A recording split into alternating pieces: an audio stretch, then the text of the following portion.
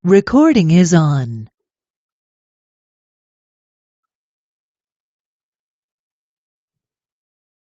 Alright, magandang gabi po sa inyong lahat mga kabataan. Thank you po sa pagpapaunlak na makasama namin kayo sa ating online Bible study tonight. Kamusta kayo? Kumusta yung mga binaha? Kumusta yung mga nilindol? Grabe, napakarami ng mga signs talaga na pinapakita sa atin ng Biblia na malapit nang bumalik ang Panginoon. Okay, so I wanted na magsimula ulit tayo ng ating online Bible study at least every other week para lang masundan natin o kaya magpatuloy yung growth natin sa mga kabataan. Dave, magsimula na ako. I-stop na natin itong ating music.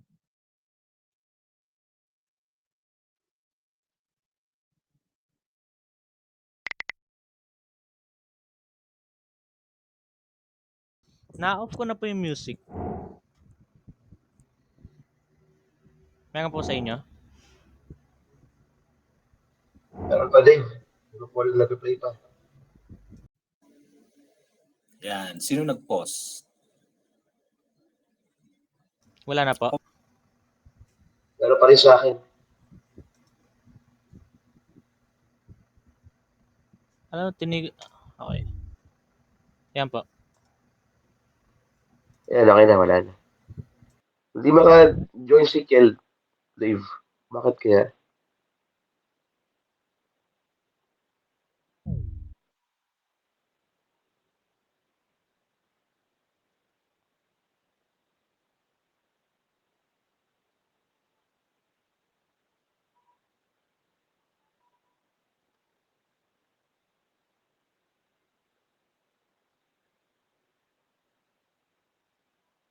Lumalabas sa kanya, page can't be reloaded.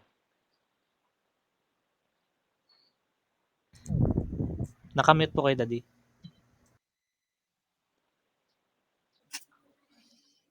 Okay. Sige po, mag-start na tayo. Mag-pray tayo. Hingi tayo ng isang mag-pray. Nandiyan ba si Kiel? Hindi po maka-join, Pastor eh. Nag-ano po sa cellphone niya. Ayaw po maka-join sa cellphone niya. Ito na lang. Diyan na lang sa'yo. Magpe-pray lang siya, preacher. Okay. Alright, let's pray muna mga kapatid, mga young people. Ako na lang maayos. Hindi naman na ganito.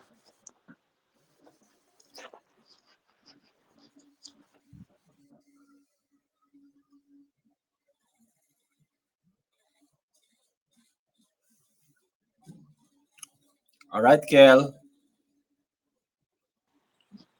Good, ano po? Ano po, Pastor?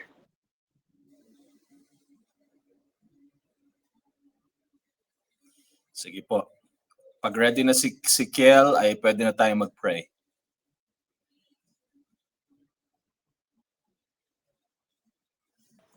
Okay na po, Pastor.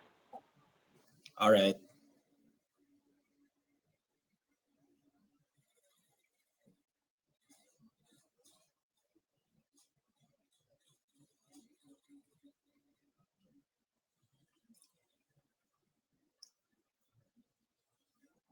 Okay na? Pwede na tayo mag-pray? Let's pray po.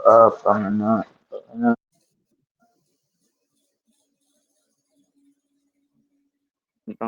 na makapag-Bible study po. Kasama si Pastor Ray, Panginoon, naway kayo nga, Panginoon, ang magbigay, Panginoon, at mag-bless, Panginoon, kay Pastor Ray, Panginoon. Naway may matutunan po kami ngayong gabi, Panginoon. Sa pangalan ni Jesus. Amen. Amen. Okay, salamat. Si Kuya Kel ba yun? Yes po, Pastor. Iba na, hindi ko na ma-picture yung boses mo sa sa face mo. Lumaki na talaga, nagbinata na. Thank you, Kuya Kel. Pwede bang saglit lang for like 2 minutes ay mag-on lang tayo ng camera kung kaya ng mga data ninyo. I just wanted to see everybody kung sino yung narito sa atin. David, paano ba igagawing marami makikita natin? Naka-laptop po ba kayo or ano? Tab. Toggle tile view po. File view. Tile view.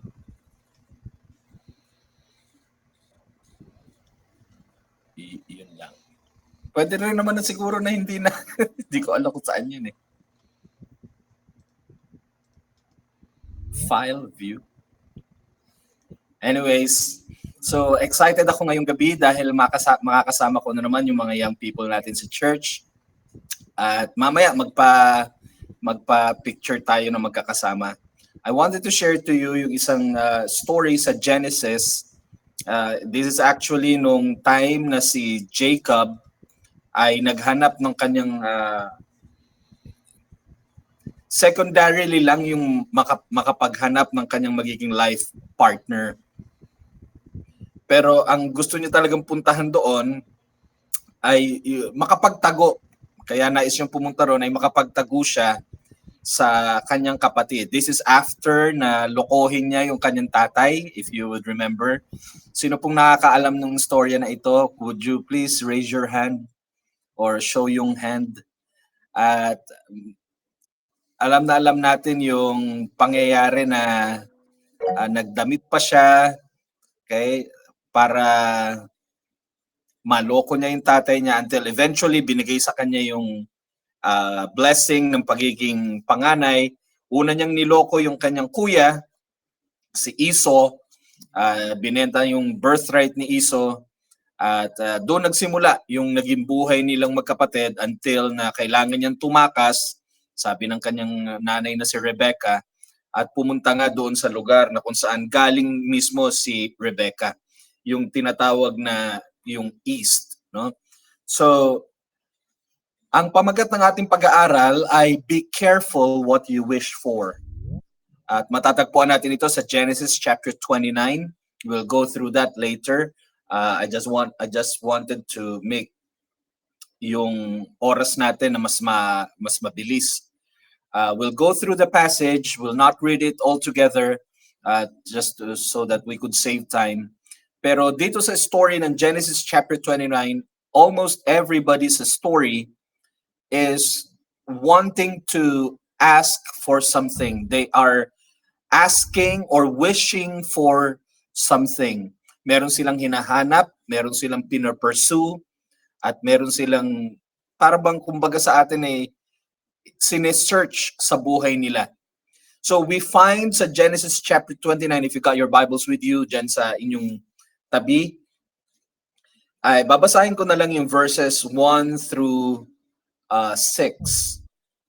Then Jacob, let me ask somebody to read for me verse 1 and 2, kahit tatlo lang na tao, verse 1 and 2, and then verse 3 and 4, and then 5 and 6. Can somebody just open the Bible tapos paki-unmute lang kayo and then pakibasa po ninyo. Verse 1 and 2, 3 and 4, 5 and 6. Sige po, anybody?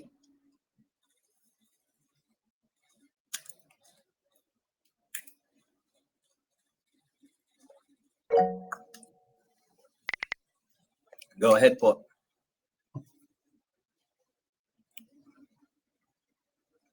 Siya nga pala yung magpa-participate sa atin, kukunin ko rin yung GCash, ha?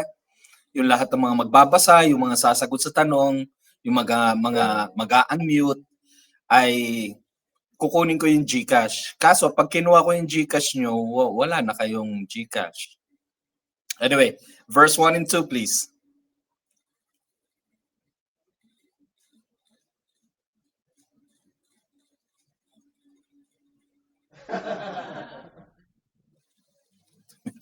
Tumawa pa, na late pa yung tawa nila. Hindi naka-unmute si Daphne.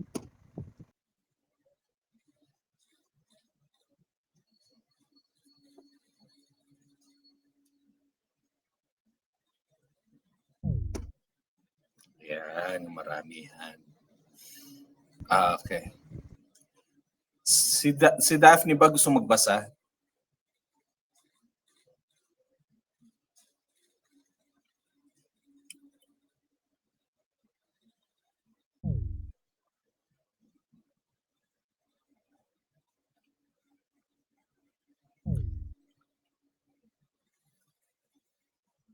Okay, nasasayang yung oras natin. Sino po ang gustong magbasa? Pakitaas ang kamay. 3 young people lang. Sige, si Paul Allen, isa. Sino pang isa? O 2? Wow. Angelo, gusto mo magbasa, Angelo? Babasa lang, abakada. Paul Allen, sige, habang wala pang gustong magbasa, basahin mo muna hanggang gusto mo. Hanggang Revelation. Genesis 29. Dave, bakit nagmo-mute siya?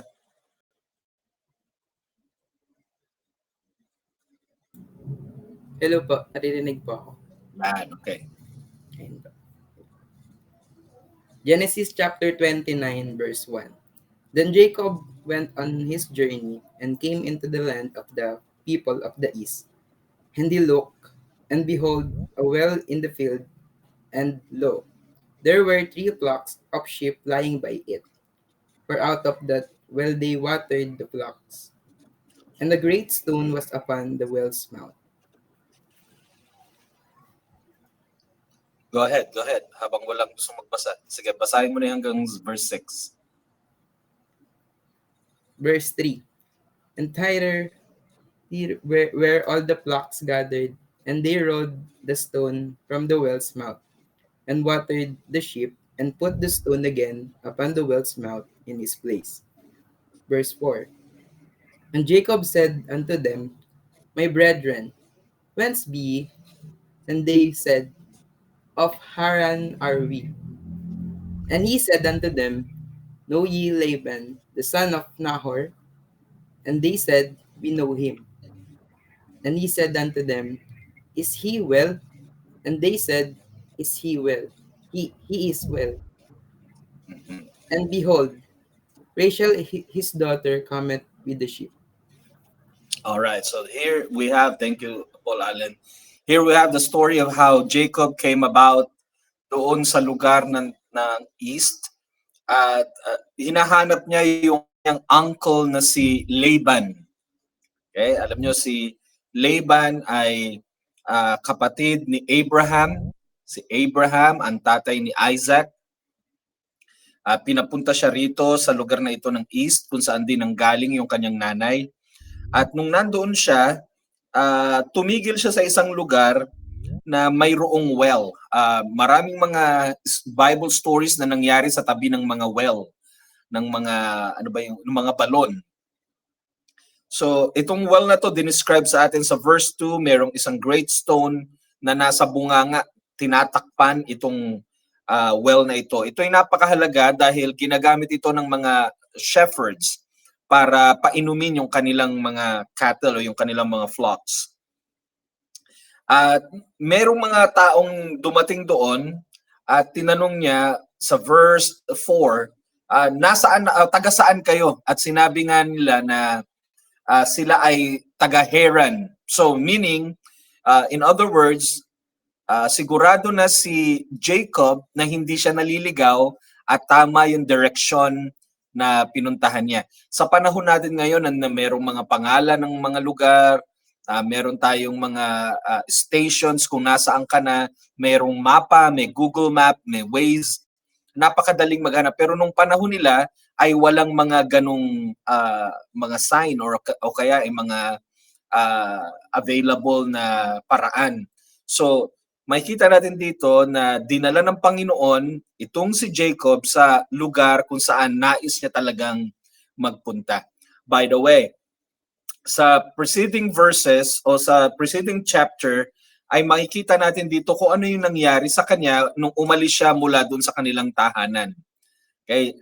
Siya ay nasa isang lugar, ito ay matatagpuan sa chapter 27, na sa sobrang pagod niya, ginamit niya yung isang bato, nilagay niya sa kanyang ulunan, ginamit niyang unan ito at nanaginip siya. He dreamt about parang isang hagdan patungo sa langit at merong mga angels na papanhik panaog, meaning ang interpretation nito ay mayroong access going to heaven. And we very well know na ang ibig sabihin nito ay the only access to heaven ay walang iba kundi ang ating Panginoong Hesus. So this is speaking about Jacob being used by God to eventually have the access of man towards sa langit, towards sa Panginoon Diyos. At pagkatapos nun ay kinausap siya ng Panginoon at siya ay, I would say na naligtas siya sa part na ito. So, nung nandun na siya sa lugar na yon, nakausap niya yung mga lalaki, nalaman niya na nasa tamang lugar siya, itinanong niya na rin kung kilala nila si Laban. Si Laban na anak ni Nahor. At sabi nila, kilala namin. Sa ibang mga salin, ang pagkakasabi nila ay, kilala namin siya. Tapos biglang ngiti at parang sinasabi nila, makikilala mo rin siya. Parang kilala doon si Laban na parang medyo con man. Medyo pilyo. Ibig sabihin ay hindi siya siga, kundi medyo maloko siya dun sa lugar nila at parang ang sinasabi nitong mga lalaking to, kilala namin siya at huwag kang mag-alala, makikilala mo rin siya. So sabi nila sa verse 6, is he well? Sabi ni Jacob, ang sagot nila, he is well. So na sila ay nasa tabi ng well at sila ay nagtatanungan if they are all well. So this is malalim to kasi well, 'di ba? Well, balon, malalim. Anyway, verse 6 'yon. At sabi nila, and behold, Rachel his daughter cometh with the sheep. So, merong isang babae na parating, siya isang shepherdess, isang pastola, at ipinapastol niya yung mga tupa ng kanyang ama. Here we have Dave. Let's go to the next slide, please. Let's look at some lessons para sa atin tonight, no? Gleaning lessons for youth of today. Sometimes out of tragedy, sometimes out of weakness, or sometimes out of rebellion, people don't follow God's way, and the result is lots of pain and trouble. Dahil sa nangyari sa tahanan nila Jacob, kinakailangan niyang iwanan yung nakasanayan niyang lugar. Imagine, mayaman ang tatay ni Jacob na si Isaac. So in a way, medyo hindi siya nagtatrabaho, may servants siya para kumilos at gumawa ng mga trabaho para sa kanya. Traveling to the land of his mother's ancestors, Jacob met Rachel at a well and immediately fell in love. Having no money for a dowry, he agreed to work for her father, his name was Laban, for 7 years to earn the right to marry her. He was so in love with Rachel that the 7 years seemed only like a few days. So we're going to glean some lessons about relationships. We're going to glean some lessons about respect to authorities or to parents. At I hope na maging beneficial din ito sa atin mga kabataan. So pumunta siya doon sa well at ang pangyayari doon ay nagkasunod-sunod na para bang ang Panginoon ay dinala siya sa tamang lugar. Alam nyo, may blessing kapag may gabay ng Diyos. Naniniwala ba kayo doon? Kung naniniwala kayo, just raise your hand.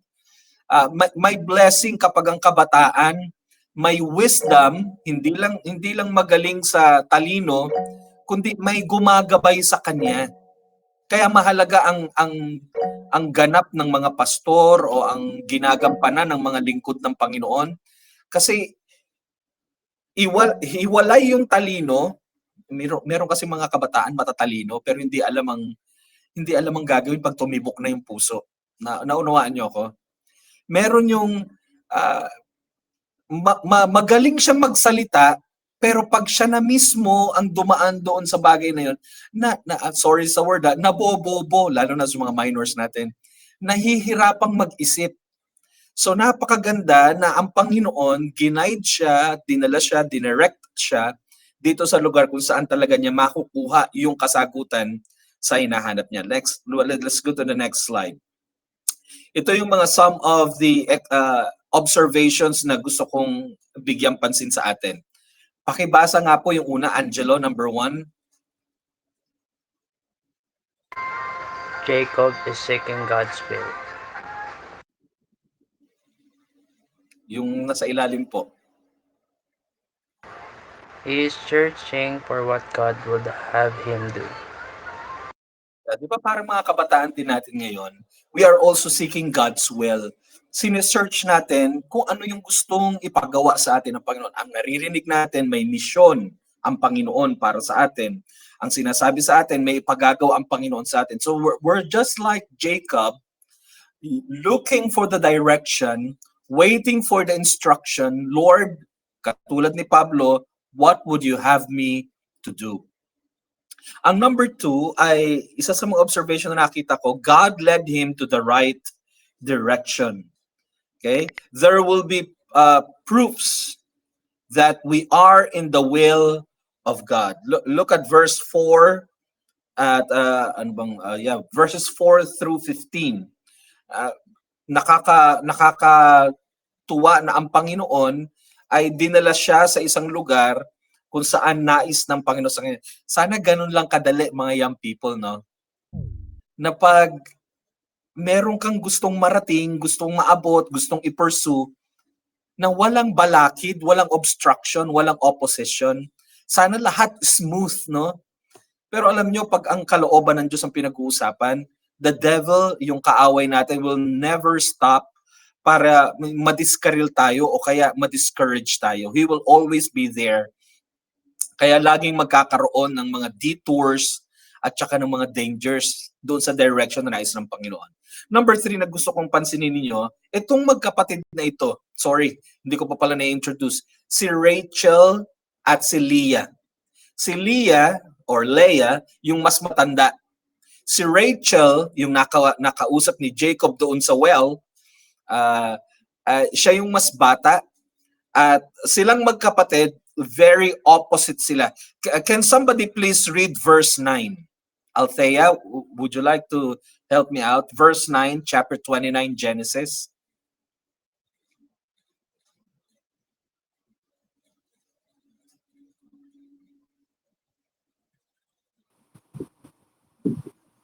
Genesis.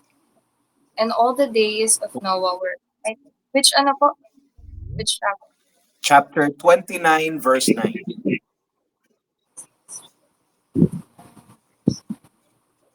And while he yet spake with them, Rachel came with her father's sheep, for she kept them. Alright, thank you, Althea. Just imagine that. Nilagay ko rito sa Bible ko, wow! Kasi isipin nyo to, babae si Rachel, pero she was a shepherdess. Para kay Jacob, kung nakita siya ni Jacob like there do sa pangyayari na sa parang isip, wow, parang very unique na isang babae ginagawa yung trabaho o gawain ng lalaki. I don't know sa mga kalalakihan natin, pero para sa akin parang parang kumbaga sa lalaki pogi points kaagad. Paano ba yon? Ganda beauty. Okay? Ganda beauty pareho pala yun.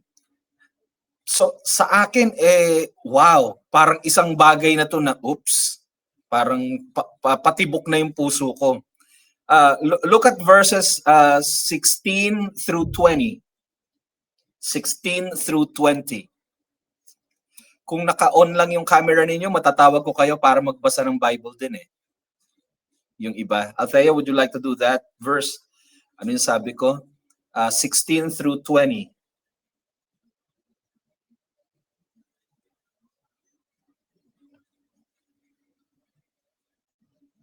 Which one po ulit? Genesis Verse 16 through 20. Verse 16. Opo.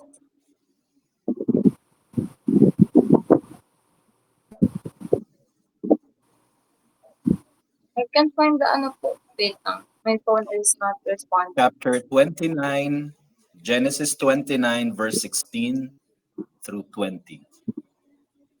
29, 16. Wait lang po, Pastor. Opo.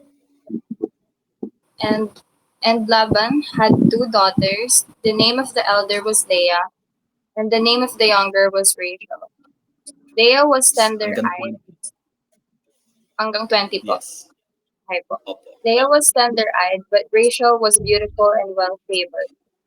Okay, And pansinin mo, Jacob, Althea, sorry Althea, I'll cut you. Pansinin natin yung pagkaka-describe. Sabi sa verse 7, Leah was tender-eyed, but Rachel was, anong sabi, beautiful and well-favored. Kumbaga to sa interview, pleasing personality agad.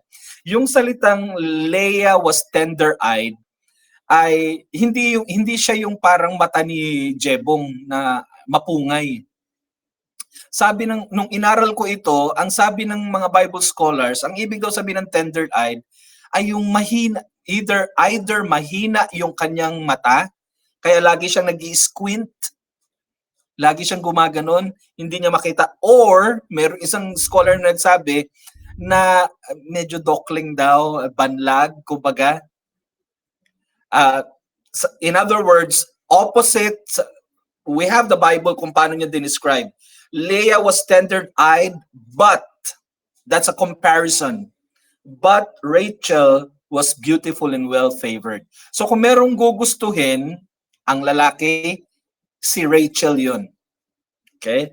At kung may magkakagusto kay Leah, ang tatanungin natin sa, bakit? Asan? Paano? So, binigyan tayo ng comparison. Opposite itong magkapatid nito. Verse 18 through 20, Althea.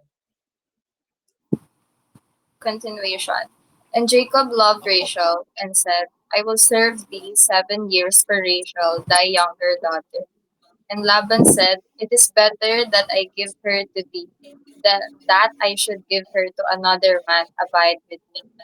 And Jacob served 7 years for Rachel, and they seemed unto him but a few days, for the love he had to her. Wow, just imagine. Kinausap ni Jacob si Laban, yung tatay ni Rachel. Ang sabi ng Bible sa verse 18, and Jacob loved Rachel. At sabi niya kay Laban, Laban, wala akong dalang pera para bayaran at kunin ko para mapangasawa yung iyong anak. Pero maglilingkod ako sa iyo, magtatrabaho ko under you for 7 years for thy, malinaw ha, thy younger daughter. Sabi ng verse 20, and Jacob served 7 years for Rachel. Ito yung gustong-gusto ko sa verse na ito. And they seemed unto him but a few days for the love he had to her. Si Rachel madaling mahalin. Siguro si Jacob madali ring magmahal. Okay, pero merong mga katangian si Rachel na pag tinignan mo ay mapapaibig ka kaagad. Magkaiba sila ni Leah. Number 4, para mabilis na ako. Ang isa pang observation ko, she loved him, but he loved her. Si Leah, gusto niya si Jacob. Wala siyang ibang chance to have a partner in life. Pero ang problema, si Jacob, iba ang mahal. Ang sakit, no? Ramdam nyo? No, hindi ka crush ng crush mo, parang ganun. So those are my observations. We'll look into this story and then tignan natin, lahat kasi sila rito may wish. Si Jacob, nung nalaman niya na nasa tamang lugar siya, hinanap niya kaagad and started asking, nasaan si Laban? And lo and behold, ang natagpuan niya is si Rachel, yung mapapangasawa niya. At agad na in love itong si Jacob kay Rachel. Ito namang si Laban, nung nalaman niya, anak ka ng aking kapatid na si Rebecca. Alam niyo po ba na si Rebecca ay sa well din, hindi man dito sa well na ito, pero dito niya rin natagpuan yung kanyang mapapangasawa sa well, at least yung servant na inutusan para maghanap ng mapapangasawa kay Isaac. So nung nabalitaan nila na si Auntie Rebecca ay maganda na yung buhay doon sa kung saan naroroon yung pamilya niya, at ngayon ay dumating si Jacob na anak ng mayamang si Auntie Rebecca, ang ginawa nitong si Laban, super accommodation siya. Diba? For the entertain siya kasi alam niya mayaman itong si Jacob. Pero ang kagandahan sa istorya nito, hindi ipinangahas ni Jacob yung kanyang kayamanan, ipinangahas niya yung kanyang magagawa. Maglilingkod ako para kay Rachel. Next slide, David. So let's go to the lesson. Number one na gusto kong maintindihan natin sa lesson natin tonight, number one is move on from the guilt of the past. Narito tayo sa chapter ng 29 at narito tayo sa tagpong ito because si Jacob tumakas mula doon sa galit ng kanyang kapatid na si Esau. Angelo, could you read for me chapter 27 verse 41? Chapter 27 verse 41.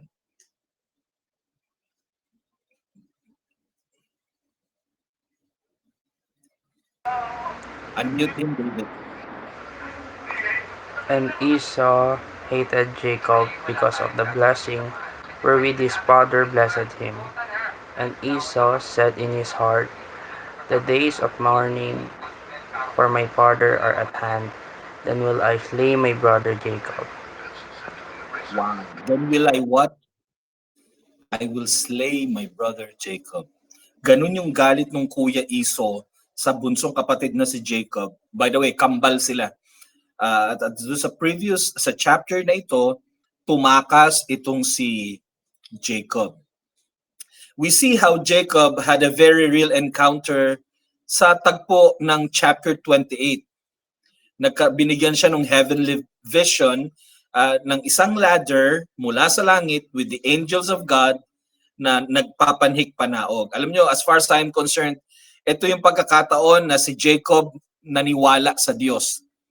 Ang ginawa niya sa kapatid niya, ang ginawa niya sa tatay niya, niloko niya, 'di ba? Ang tawag doon ay sinuplant niya. Nag-disguise siya na si Esau para pag hinawakan ng mahina ng mata, malabo ng mata na si Tatay Isaac, ang mahahawakan niya ay yung balahibo na katulad nung kay Esau. So, niloko niya yung kanyang tatay. Pero matatagpuan natin dito na kahit ganun ang ginawa nitong si Jacob, tila ang Panginoon after pa rin kay Jacob.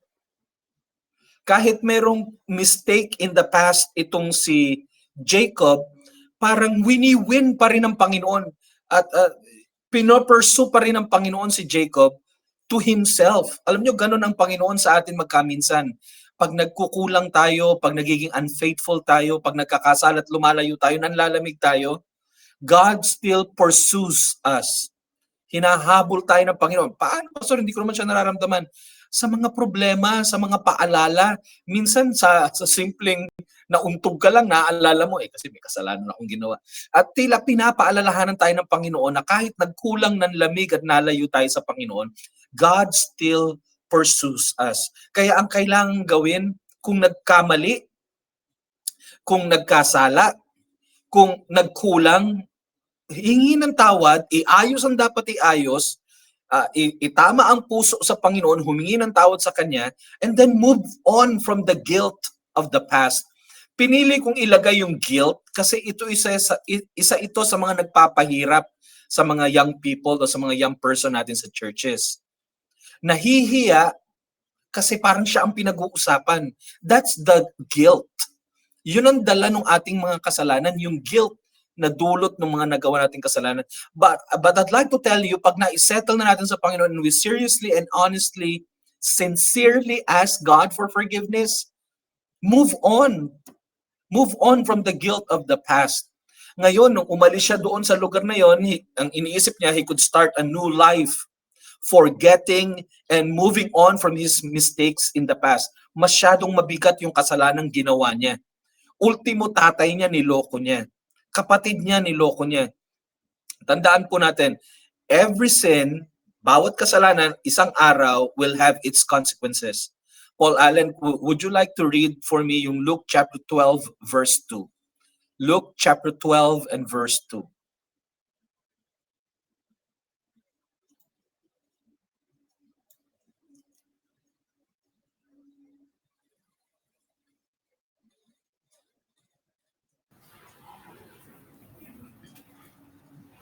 And Luke chapter 2, verse 2.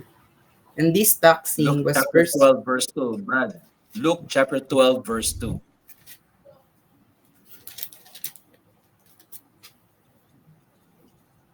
For there is nothing covered that shall not be revealed, neither hid that shall not be known.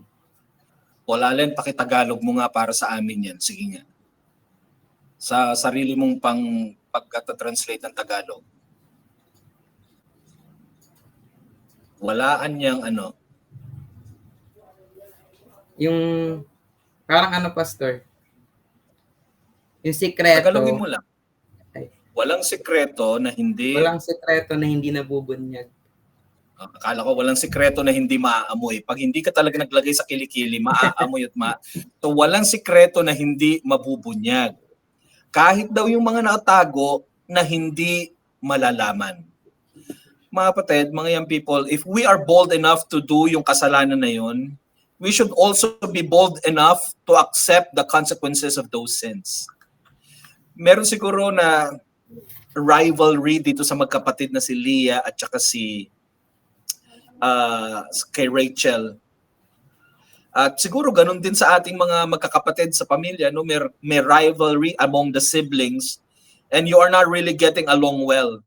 Meron kang mga mistakes na nagawa in the past and you have made wrong decisions in the past. Ano ang dapat mong gawin? Una, listen to your elders. Makinig sa sasabihin ng mga nakakatanda. Yung mga authority natin, whether yung magulang natin, pastor natin, preachers natin, anybody, teachers natin, anybody that knows the bigger picture, listen to your elders. Pangalawa, learn from the experience. Nagkamali ka na. Hindi na tama yung desisyon. Sablay na nga. Ang gawin na lang, matuto na dun sa experience. Wag nang ipangalandakan, pero wag din namang, 'di ba? Wag din namang mag-dwell doon na para bang hindi ka na makakapagpatuloy. And then let's be an example. Alam niyo yung mga tao na dapat nagsasabi dun sa iba na wag nang mag-alak o kaya wag nang magsigarilyo, yung mga nakaranas na mag-inom at saka magsigarilyo, yung nakaranas na nagkasakit. So let's be an example to others. Jacob wanted to move on from the guilt of his past.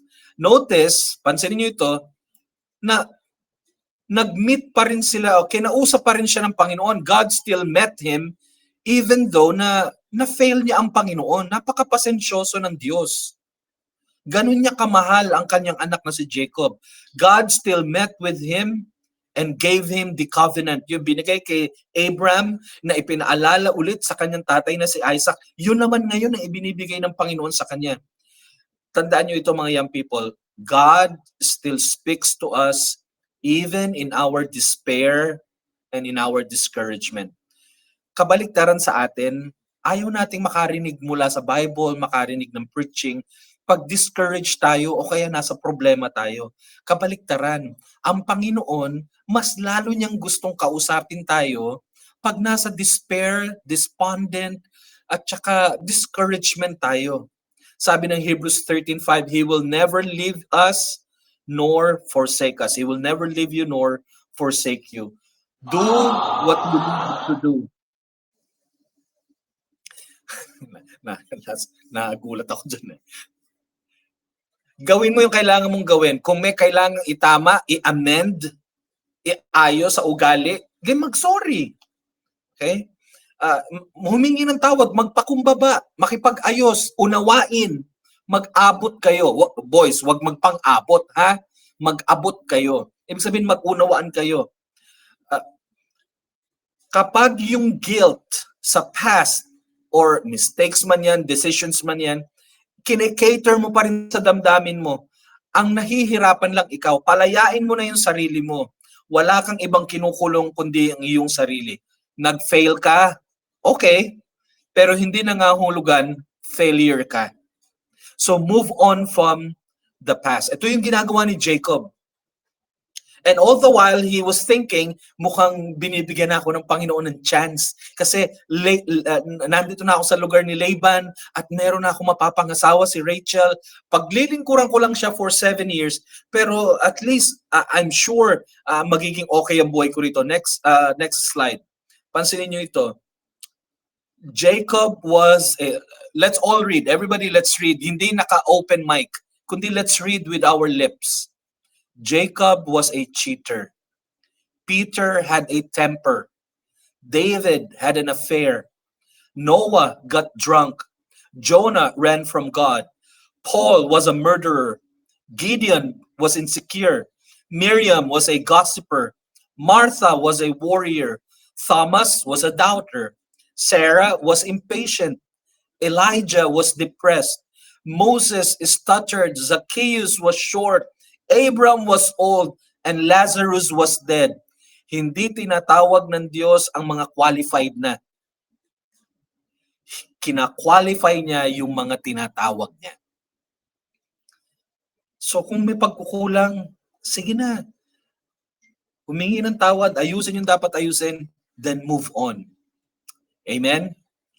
Number 2. Let's go to number 2. Lesson number 2. You will reap what you've sown. Kung ano yung iyong itinanim, babalik sa'yo. Yung basura yata yun. Parang mali. Kung ano yung itinanim mo, iyon ang iyong aanihin.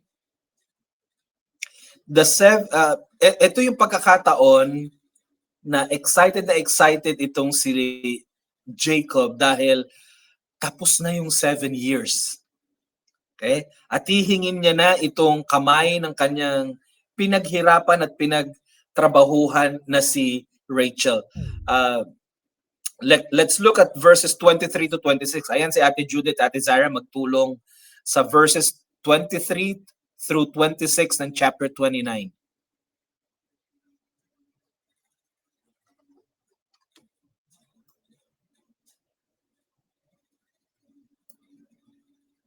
Chapter 29, verse 23, it came to pass in the evening that he took Leah his daughter and brought her to him, and he went in unto her.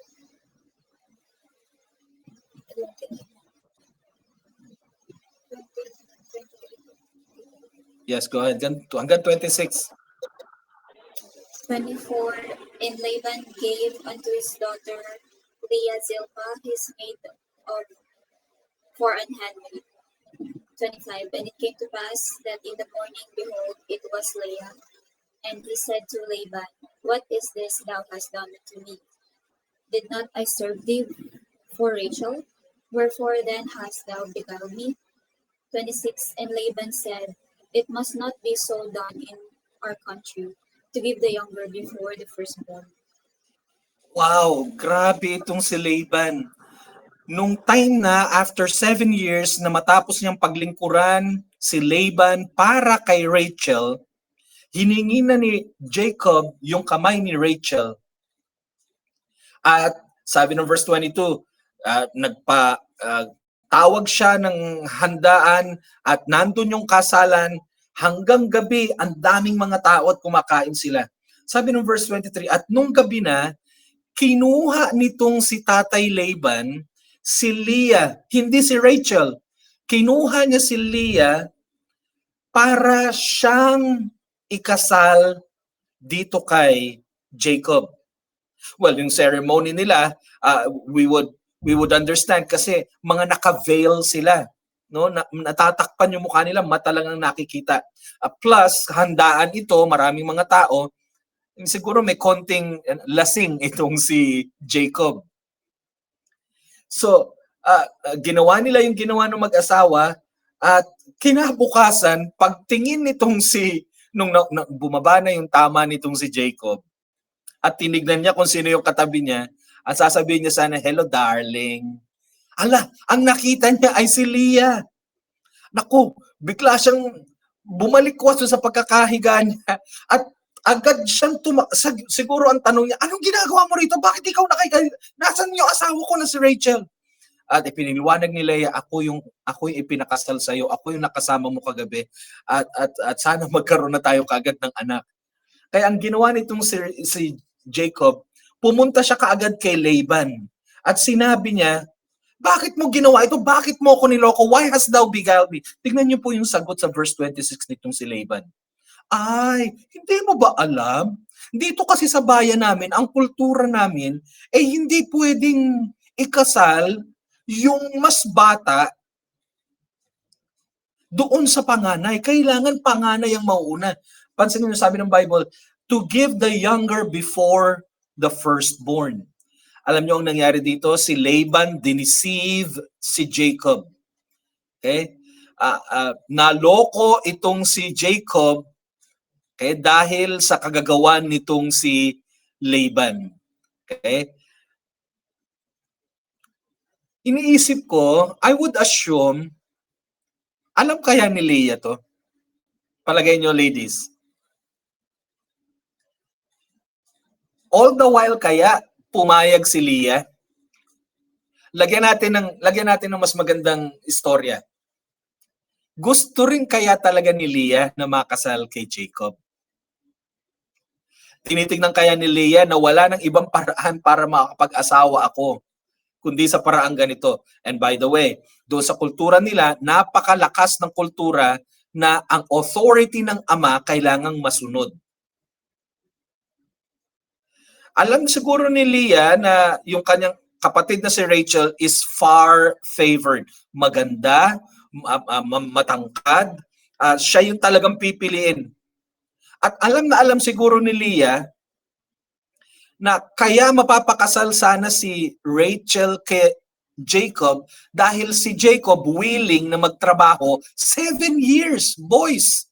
Mga men, isipin nyo gano'ng katagal siya magtatrabaho. 7 years siya magsisibak ng kahoy, 7 years siya mag-aalaga ng mga tupa. Ganun niya kamahal itong si Rachel. Nako ladies, pag nakakita kayo ng ganitong lalaki, okay, tignan nyo lang, wag yung sunggaban, tignan nyo lang.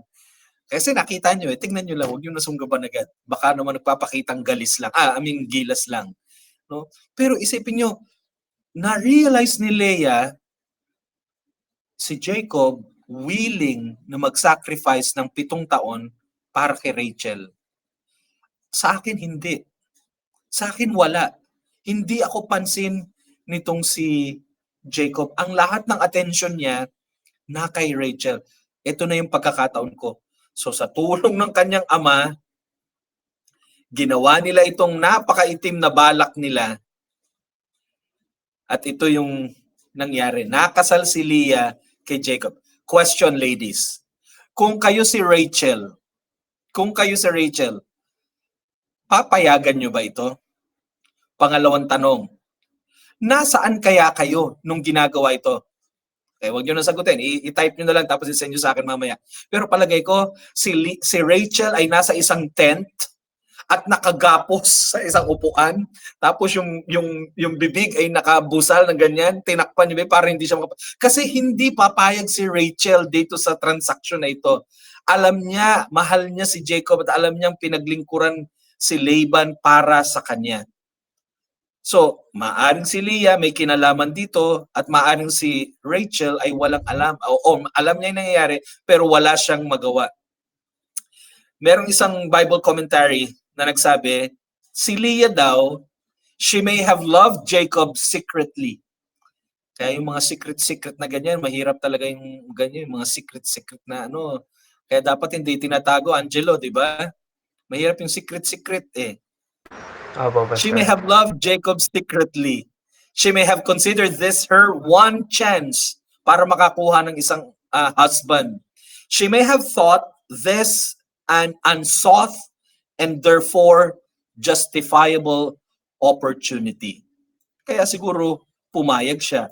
And by the way, sa panahon nila, sa kultura nila, talaga yung authority ng tatay ay ganun na lamang. By the way, 2:30 na po. Okay pa po kayo? Alam ko na ang oras ninyo ay sorry, 2:30 ko pala to. Anong oras na ba sa atin? Anong oras na sa inyo? 9:30 po. Paul Allen. Ha? 9:30. Okay pa ba kayo? Diretso pa natin o tapusin na natin? Give me lang 15 minutes. Tignan natin kung saan natin matatapos ito. So, hey Alexa, set the alarm for 15 minutes. So, 15-minute alarm set for 2:44 p.m. Just imagine kung ano yung naramdaman ni Jacob. Just imagine kung ano yung naramdaman ni Rachel. Maybe si Rachel, si Leah was hoping or wondering if Jacob always had some attraction, yung kahit konting pagtingin man lang. Pero makikita natin sa dulo na tila wala talagang pagtingin itong si Jacob. Lahat ay ibinigay niya para kay Rachel. Okay? So I feel sorry for Rachel. I feel also sorry for Leah. Okay? Pero pansinin niyo yung sinabi dito sa verse 26. Yung sinabi niyang, hindi kasi ganyan ang ginagawa sa amin. Okay? Kailangan yung firstborn. Na-realize niyo yung salitang firstborn? Siguro nung sinabi ito ni Laban kay Jacob, ay naalala niya yung kanyang kuya na si Esau. Na, teka, firstborn. Oo nga, no, dapat pala priority ang firstborn. Ano bang ginawa ko sa kuya ko na priority ko dapat? Niloko ko. So siguro, on this occasion, hindi na nakasagot si Jacob kasi, ouch! Tumarak sa kanya yung sinabi nitong si Laban na, kasi sa amin dito ang pinaprioritize, ang binibigyan ng una ay yung panganay. Ano nga bang ginawa mo sa panganay mong kuya? Siguro yung, again, yung guilt ng past ay bumalik sa kanya. So, kaya sinabi ko itong lesson na ito na you will reap what you have sown. Okay? Ang ginawa nitong si Jacob, niloko niya yung kanyang tatay, ipinagpalit niya yung birthright niya sa kanyang kuya. Ang ginawa naman itong si Laban na uncle niya, ipinagpalit yung magkapatid, back to you. Ang ginawa nitong si Laban. Okay? Nakakalungkot na pangyayari. Pero nangyayari ito magkaminsan sa atin, hindi po ba? Number 3, let's go to the third lesson. Ang pangatlo is God always has a plan. Magtiwala lang tayo sa Kanya. Okay? Laging may ginagawa ang Panginoon if we would only just trust the plan of God. Verse 30 and 31. So, alas matatapos na po tayo. Sino pa pwede magbasa? Kiel, pwede ka bang magbasa, anak? Genesis 29, 30, and 31. Go ahead, Kiel.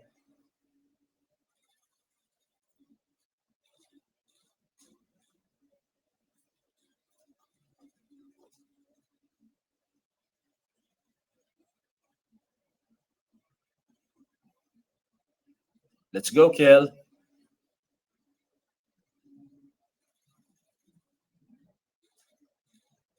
Ay, no. Push yung oras natin. Ready na, Kiel? Angelo, mag-ready ka. Genesis 29, 30, and 31. Okay, dyan na lang, Angelo. Pakibasa na lang. Kita mo ba dyan sa... Wala po ng ano eh. Mike. Magpabili ka sa tatay mo ng malaking microphone, ha? Genesis ano po, Pastor? Verse 30 and 31, Kiel. Okay lang, Kuya Kiel. Biro lang. Chapter 29, Genesis. Genesis chapter 29, verse 30 and 31. Verse 31. And when the Lord saw that Leah was hated, he opened her womb, but Rachel was barren. And Alright, Leah thank you for conceived making it. a bare son, Opo. and she called his name Reuben. For she said, Surely the Lord hath looked upon my affliction. Now therefore my husband will love me. Wow. God always has a plan. Sino po ang unang nakapanganak? After ng 7 years and eventually Rachel was able to marry itong si Jacob. Alam niyo kung sino yung inopen ng Panginoon para manganak? Si Leah. Yung kawawa, ngayon siya yung may anak. At sa bandang dulo nito, si Rachel na mahal nitong si Jacob, barren.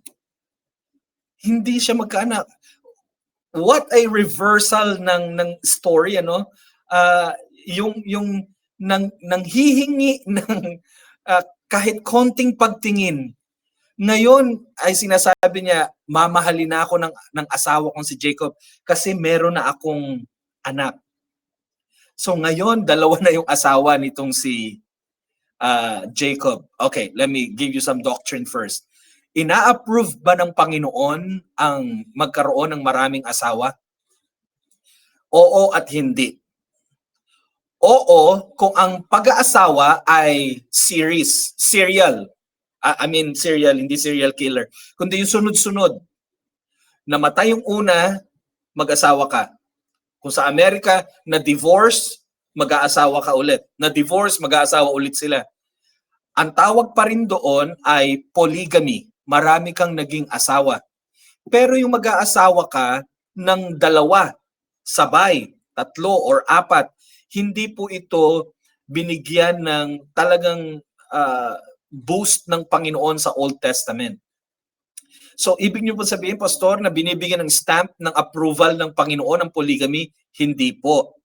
The Bible tells us na God never ordained polygamy. Ang nais ng Diyos, one man, one woman for the rest of their life. Hindi po for eternity, ha?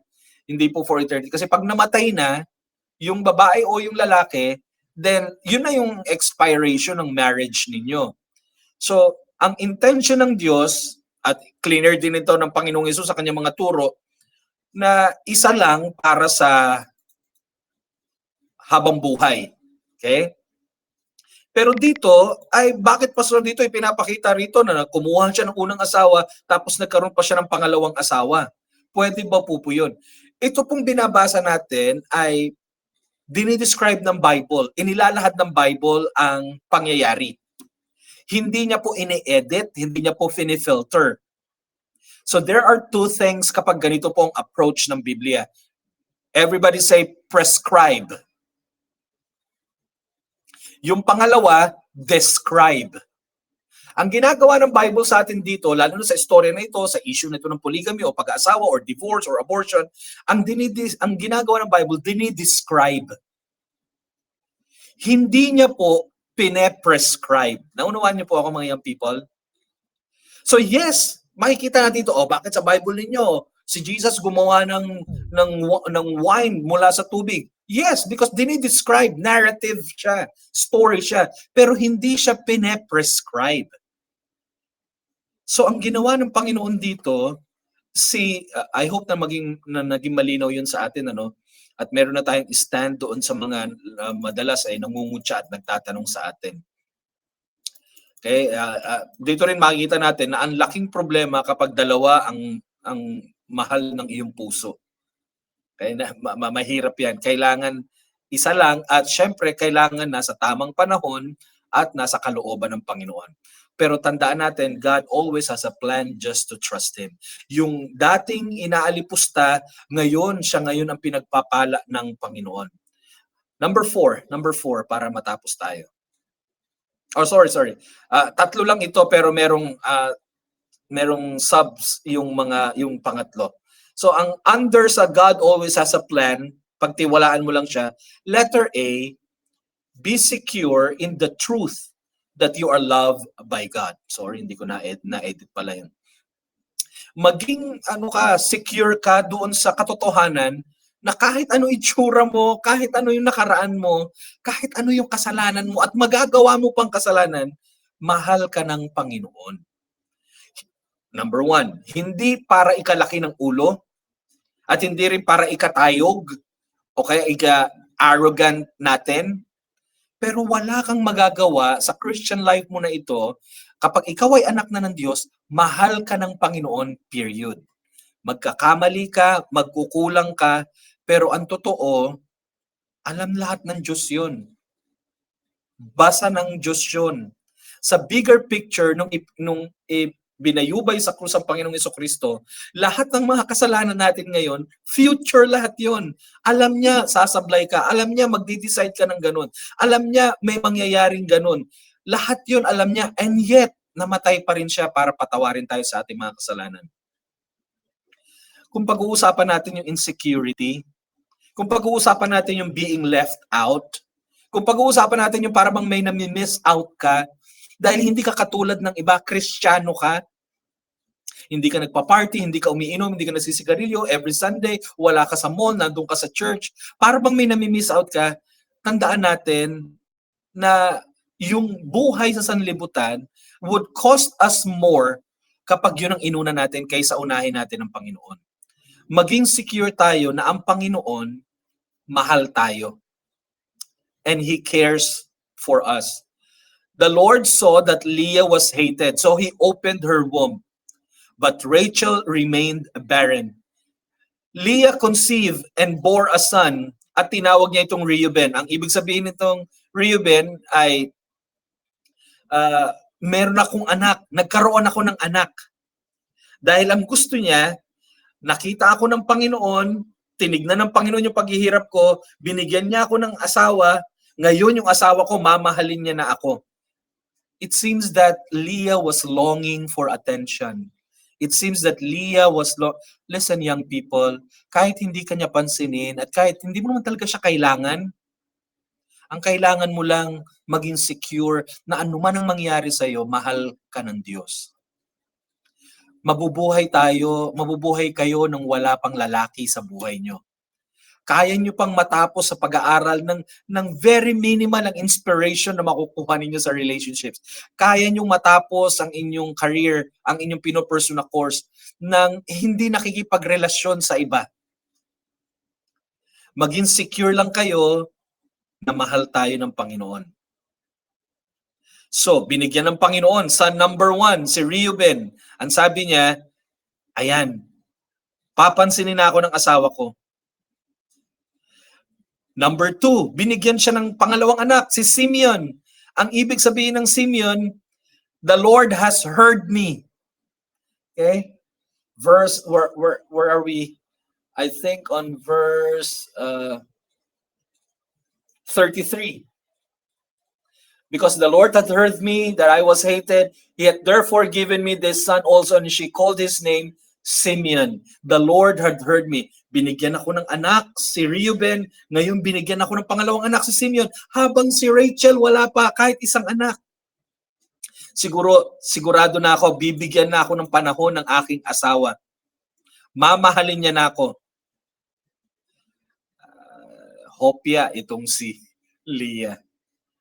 Pero walang nangyari dun sa hopes niya.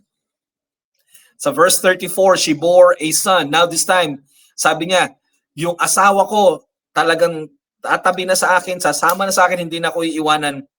3 na yung anak ko. At yung pangalan ng pangatlo ay si Levi. So yung una, yes, nagkaanak ako. Pakakasalan na ako ng aking asawa. Mamahalin na ako ng asawa. Binigyan ng Simeon. Sabi niya, naku, titira na sa bahay namin ng aking asawa. Binigyan ulit ng pangatlo si Levi. Sabi niya, parang sana naman makuha ko na yung asawa ko. And then eventually, binigyan ng Panginoon siya ng pang-4 na anak. Can somebody read that for me, Angelo? Verse 35, last verse. Verse 35, and she conceived again and bare a son, and she said, now will I praise the Lord. Therefore she called his name Judah and left bearing. Wow. Anong ibig sabihin ng Judah? Praise. Binigyan ako ng Reuben, Jacob, come! Ayaw ni Jacob. Binigay sa akin si Simeon, now, Jacob, I have 2. Ayaw pa rin niya. Sorry. Alexa, stop the alarm. Binigyan siya ng pangatlo, si Levi. Ayaw pa rin ni Jacob. Nung pang-4, sabi niya, kung ayaw mo, Jacob, it's fine. Papangalanan ko siyang Judah because now, kahit ano yung pinagdaanan ko, kahit gaano kapait, at kahit ayaw mo akong pansinin, I will just praise the Lord. Nung nagsimula na matutunan ni Leah na ang magiging saya niya ay sa Diyos lang. May asawa o wala, may blessing o wala, may problema o wala, I will praise the Lord. Sabi niya, it's not about Jacob, it's about God who has been there for me. Kaya yun ang letter B. Okay, or letter C. Ito yung letter B. The little you may have maybe is someone's dream today. While si Leah ay nagkakaanak, alam niyo nangyayari kay Rachel? Para kayo ano nangyayari kapag hindi na fulfill yung mga desires ng babae? Alam niyo yung hirap ng damdamin ng isang babae na nakikita niya pag reunion, yung mga kaklase niya parang maayos na, magaganda na yung buhay, may maayos sa trabaho, nagda-drive na ng, di ba? Tapos si Rachel parang, Lord, ano ba? Bakit yung ba ako pinadadaan sa ganito? At minsan, tinitake for granted natin yung mga blessing na mayroon tayo. Kahit maliit yan, yung maliit na blessing na mayroon ka, ay maaaring pangarap na ng ibang tao na wala nung blessing na mayroon ka ngayon. So pasalamatan natin ang Panginoon. Amen. Letter C, tandaan natin, fulfillment comes when we rest in the Lord, not when we wrestle with God. Si Rachel, ang gusto kong ma-picture nyo dito. Yung envy ni Rachel, though loved by Jacob, was unable to have children and became envious of her sister Leah. This further intensified the rivalry and emotional pain within the family, demonstrating na yung favoritism at divided loyalty can lead to a very troubled family life.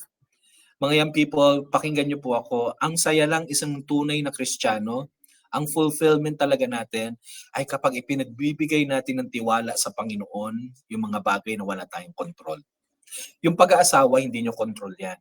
Yung pagbo-boyfriend, girlfriend, kung ilalagay nyo sa kami ng Panginoon, kokontrolin ng Panginoon yan. Pag tayo ang nagmadali, magkakamali.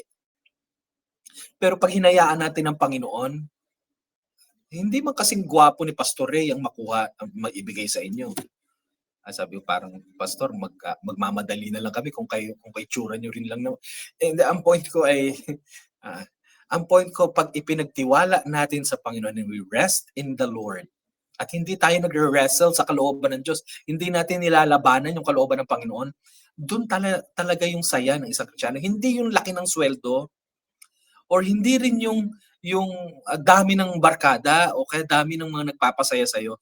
Ang tunay na saya ng Kristiyano, yung alam mo ang kalooban ng Diyos, hinihintay mo at inaabot mo. Again, ang title natin ay Be Careful What You Wish For. Kasi ang wish ni Leah, makapag-asawa. Ang ibinigay ng Panginoon sa kanya, higit pa sa asawa, nagkaroon pa siya ng anak.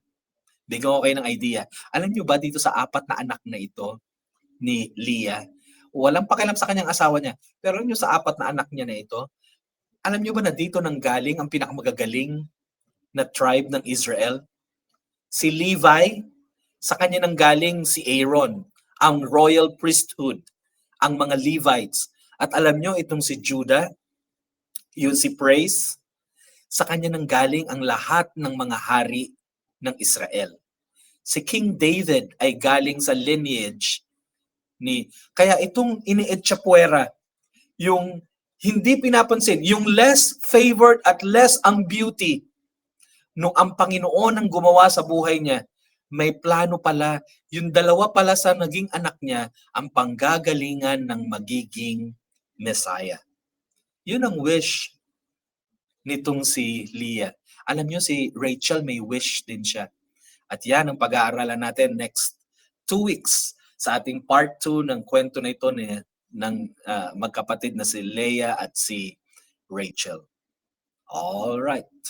Let's pray na muna and then tsaka tayo magkwentuhan. Let's pray. Father, tonight, I hope na naging akma, angkop, naka-identify at naka-relate ang aming mga kabataan sa aming pinag-aralan ngayong gabi. It is late, opo, Panginoon, pero sana po naging worthwhile po yung time nila with me at yung paghahanda ko rin po ay naging na-justify dahil po may natuto, may naiwasto, may napaalalahanan, at may napalakas ang kalooban. Panginoon, i-bless niyo po ang mga kabataan sa simbahan, pagpalain niyo po kami, Panginoon. Lord, may mga problema kaming pinagdadaanan, may mga insecurities kami, may mga anxieties kami, iba-iba kami, Panginoon, ng difficulties, pero magtitiwala kami, Panginoon, sa inyo. We will just rest sa anuman ang kalooban ninyo. Help us, O God, and we will obey. Teach us, O God, and we will follow you. In Jesus' name we pray. Amen. Alright, pwede bang buksan natin yung ating mga cameras? Tapos ay magpa-screenshot lang tayo para meron naman tayong souvenir. O, ang dami natin si Ate Nicole. Ate Nicole, may natutunan ka? Thumbs up naman kung meron. Amen. Tapos, teka, sina Daphne, wala pang camera. Okay na po, pwede na pong gumising.